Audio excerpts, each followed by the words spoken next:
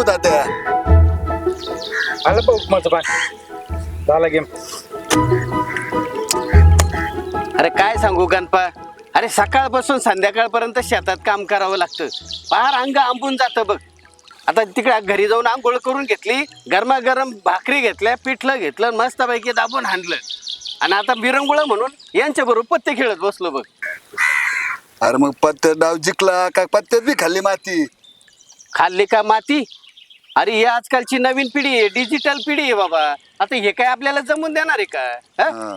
मग पण मी काय म्हणतो गणपा, हे पत्त्यामध्ये जसं हुकमाचं पान असते तसं आपल्या शेतीमध्ये नाही का रे पिकासाठी हुकमाचं पान? अरे तात्या, अशा अनेक हुकमाचे पत्ते. आता पहिलं पाय महत्वाचं माती परीक्षेनुसार पीक पोषण, नंतर सुधारित बियाणं वापरणं, नंतर त्याच्यानंतर महत्त्वाचा विषय असे की एकात्मिक कीड व्यवस्थापन, एकात्मिक पीक व्यवस्थापन, असे अनेक हुकमाचे पत्ते आहेत तात्या. पण तात्या एक गोष्ट लक्षात ठेव, हे सगळे हुकमाचे पत्ते एकदम टायमाला वापरावं लागतात तात्या. आपण जर डोळे बंद करून जर शेती केली ती जुगार आहे तात्या. पण तात्या आपण जर डोळे उघडून जर शेती केली, अरे तेच हुकमाचं पान आहे तात्या. अरे खरंय गणपा, पण आजकाल खात्रीशीर आणि हुकमाचं असं भेटतंय कुठं? आता पेपरमध्ये आपण दररोज वाचतोय हा. खत बोगस, बियाणं बोगस. आता मला सांग, आता आम्ही शेतकऱ्यांनी, साधारण शेतकऱ्यांनी करायचं तर करायचं काय म्हणतो मी? तात्या एवढं काय निराश व्हायचं काही कारण नाही. शोधलं का सापडतंय, आणि एखाद्याला प्रश्न विचारला त्याचं उत्तर बी सापडतंय.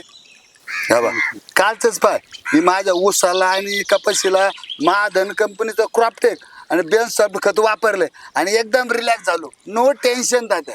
अरे गणपा, माझं माझा 100% विश्वास आहे. पण तुझे आता म्हटलं ना ते क्रॉपटेक आणि बेन्सल, ते मी अजून वापरलं नाही ना आजपर्यंत.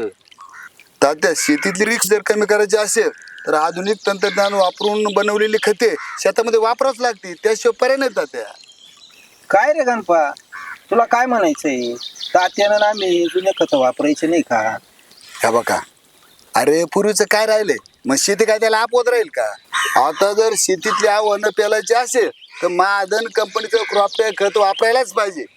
नाही तर काय होतं, नाव सोनू बहीण हाती खतलाचा वाळा, अशी परिस्थिती होती आपली.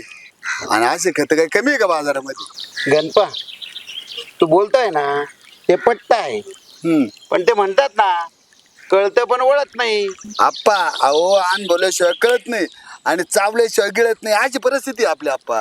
हे बघा, तुमची सगळ्यांची अडचण मला कळते, पण कधी ना कधी कुठं ना कुठं सुरुवात करायलाच पाहिजे ना. नाही तर काय होतंय, औषध न घेण्याचे कारण हजार आणि कसा बरं होईल आजार, अशी परिस्थिती झाली आपल्या शेतकऱ्यांची.